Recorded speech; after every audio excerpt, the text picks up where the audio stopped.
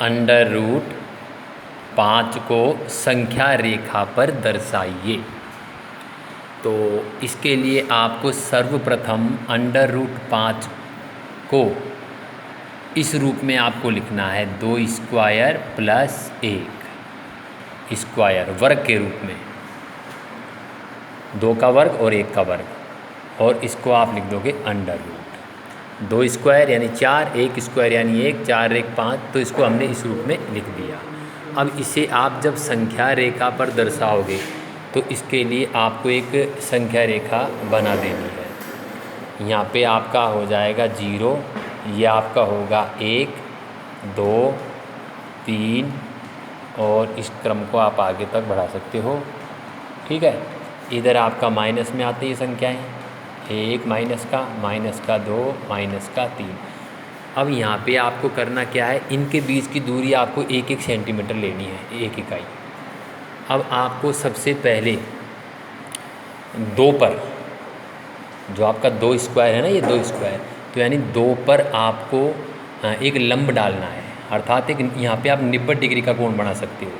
90 degree का कोण प्रकार की सहायता से, प्रकार को यहाँ रखिए, आधे से कम खोल के और ऐसे घुमाइए। तो आपका ये पहला चाप 60 डिग्री का, दूसरा बनेगा 120 का, और इन दोनों के बीच जो आपका कोण बनता है वो बनता है आपका 90 डिग्री का, अर्थात एक लंब डाल दोगे आप, एक 90 डिग्री का कोण बना दोगे। अब यहाँ पे आपके जो 1-1 सेंटीमीटर की दूरी थी, 1 सेंटीमीटर जो आपका है, अब आप प्रकार को 1 सेंटीमीटर खोल के यहाँ से एक चाप काटोगे। इसका नाम आप दे सकते हो, यहाँ पे जैसे ये, इसको नाम आप दे सकते हो ए, जहाँ पे 0 है इसको नाम आप दे सकते हो ए बिंदु, या आपका हो सकता है बी बिंदु। तो बी बिंदु पर जो आप लंब डाला, तो यहाँ पे आप अब 1 सेंटीमीटर का चाप बी बिंदु से इस पर काटोगे। तो जहाँ भी आपका चाप कटेगा वहाँ पे आप सी बिंदु नाम दे देना। अब सी को आपको सीधे ही ए बिंदु से मिला देना है। तो यहाँ पे हम देखते हैं ये एक समकोण त्रिभुज बनता है OBC। एक समकोण त्रिभुज है, एक समकोण त्रिभुज है हमारा, ये हमारा एक समकोण त्रिभुज है, एक समकोण त्रिभुज हो गया ना हमारा ये, क्योंकि यहाँ पे ये 90 डिग्री का कोण है हमारा। अब समकोण त्रिभुज में ये भुजा हमारी है कर्ण।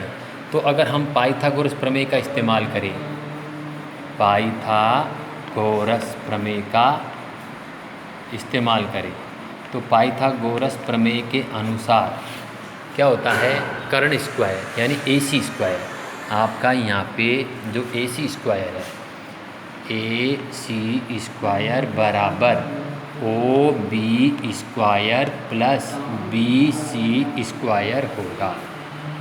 AC स्क्वायर बराबर OB square plus BC square होगा। अब हम देखते हैं कि यहाँ पे आपका जो है AC स्क्वायर बराबर OB, तो OB हमारा यहाँ से यहाँ तक की दूरी 2 है, 1 और 2, तो यहाँ पे ये दूरी आपकी है 2 स्क्वायर प्लस, और BC, यहाँ पे BC पर हमने 1 सेंटीमीटर का चाप काटा था, ये 1 है 1 सेंटीमीटर, तो ये यहाँ पे आप BC का मतलब लिख दोगे 1 स्क्वायर।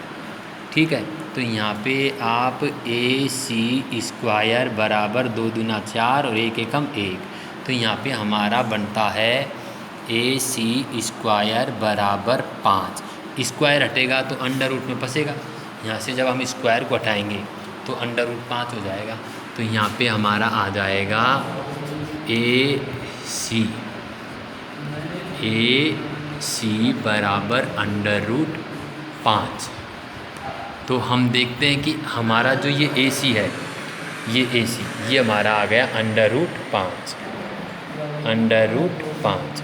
अब आपको प्रकार को O पर रख के C तक का खोल लेना है, और C तक का खोल के एक चाप ऐसे काट देना है नीचे। ये चाप आपके 2 और 3 के बीच कटेगा, तो जहाँ ये आपका चाप कटे ये बिंदु आपका अंडर रूट 5 होगा। इस बिंदु पर आपका अंडर रूट 5 आएगा। क्यों? क्योंकि AC और ये दूरी बराबर होगी।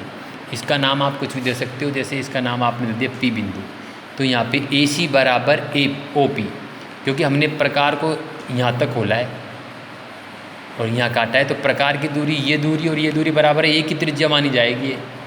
इस त्रिज्या का हमने खोला है तो ये यहाँ पे आ कटा है, तो ये दूरी और ये दूरी बराबर है, और ये दूरी हमारी कितनी है, √5, तो ये भी आपका √5 माना जाएगा। इस प्रकार आप √5 को संख्या रेखा पर अंकित कर सकते हो।